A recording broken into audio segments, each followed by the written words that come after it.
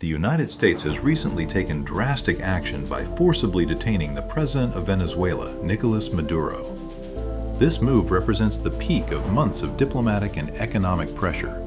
With a multi-million-dollar bounty placed on his capture, the Trump administration ultimately gave the green light for military operations to intervene in the power grid infrastructure and carry out airstrikes in the capital, Caracas. The question is, why is a global power like the United States so determined to overthrow Maduro? Nicolás Maduro has held power in Venezuela for more than a decade and is now entering his third term in office. His move to change the constitution in order to extend his rule has sparked global controversy. Although he claims to fight for social programs for the poor, under his leadership, Venezuela's economy has instead suffered a total collapse. Extreme hyperinflation, caused by heavy dependence on oil and poor policy management, has rendered the local currency virtually worthless. This crisis has triggered massive waves of protests, which have been met with repressive actions by security forces, resulting in a humanitarian crisis that has drawn worldwide attention. At its core, this conflict is fundamentally about oil.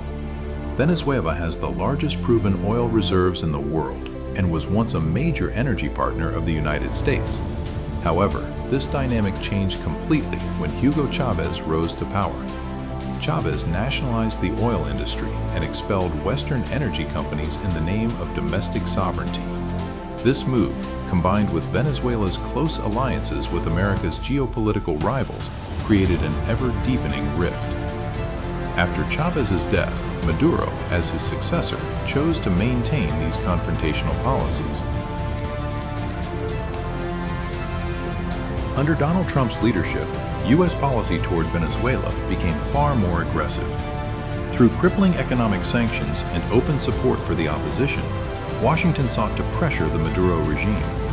Accusations of Maduro's involvement in international narco-terrorism networks became the legal basis for U.S. actions, although these claims remain widely debated among intelligence experts.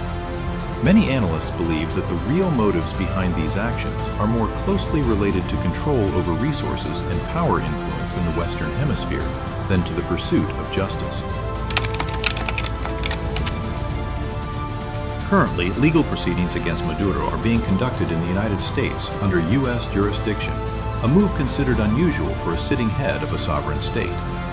America's plan to oversee a political transition in Venezuela evokes memories of military interventions in Iraq and Afghanistan, which often resulted in long-term instability. The world is now witnessing a major test of international law.